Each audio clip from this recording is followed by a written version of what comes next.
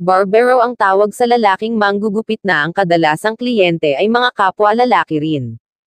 Sumusunod sa moda o pamantayan ang mga manggugupit. Marunong ding mag-ahit ng balbas at bigot ng mga kliyente ang mga ito. May iba ring nagkukulay ng buhok at nagmamasahe sa mga nagpapagupit, lalo kung natapos na ang gupitan.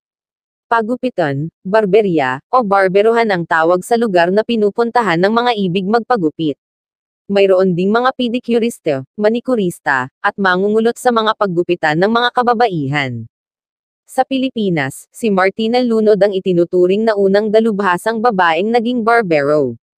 Noong Hunyo taong 1927, inilathala ng Magazine Philippines Free Press si Lunod bilang binibining barbero ng Maynila, Manila's Lady Barber. Bagaman isang larangang pangkalalakihan ang pagiging barbero o ang manggupit ng mga estilong panlalaki, naghanap buhay si